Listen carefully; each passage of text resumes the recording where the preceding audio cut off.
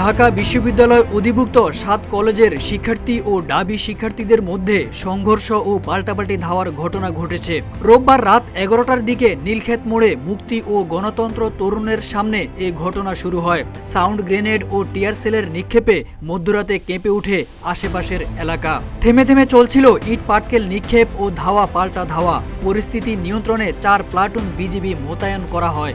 এমন পরিস্থিতিতে সোমবার ঢাবিতে সব ক্লাস পরীক্ষা স্থগিত করেছে প্রশাসন।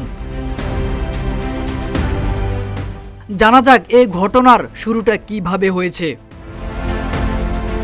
জানা যায় ভর্তি পরীক্ষায় অযৌক্তিক কোটা পদ্ধতি বাতিল সহ ৫ দফা দাবির অগ্রগতি জানতে বিকেলে ঢাকা বিশ্ববিদ্যালয়ের উপাচার্য অধ্যাপক মামুন আহমেদের সঙ্গে কথা বলতে যান ৭ কলেজের একদল শিক্ষার্থী।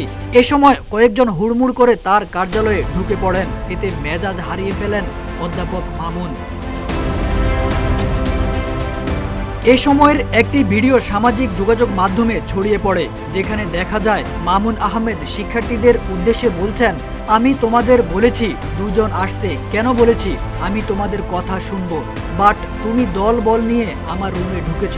অন্য পাশে এক শিক্ষার্থী বলেন, দুজন তো সব কথা বলতে পারবে না। তখন অধ্যাপক মামুন বলেন, কেন বলতে পারবে না? তোমার বক্তব্য প্রতিনিধি হিসেবে বলবা। শিক্ষার্থী বলেন, ওরা মানবে না স্যার। মামুন বলেন, মানবে না, দ্যাটস নট মাই বিজনেস। তখন এক শিক্ষার্থী বলেন, আপনি এত অ্যাগ্রেসিভ হয়ে যাচ্ছেন কেন? মামুন বলেন, অ্যাগ্রেসিভ হওয়ার যথেষ্ট কারণ আছে।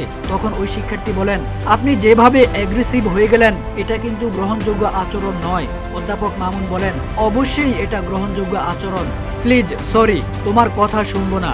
তোমার কথা বারবার শোনার জন্য এখানে বসিনি। অধ্যাপক মামুনের এমন আচরণে ক্ষুব্ধ হন ৭ কলেজের শিক্ষার্থীরা। প্রতিবাদে তারা সন্ধ্যার দিকে ঢাকা কলেজের সামনে জড়ো হন। পরে অশোভন আচরণের অভিযোগ তুলে মামুনকে প্রকাশ্যে শিক্ষার্থীদের কাছে ক্ষমা চাওয়ার দাবিতে তারা সায়েন্স ল্যাব, টেকনিক্যাল মোড় ও তাঁতিবাজার সড়ক অবরোধ করেন।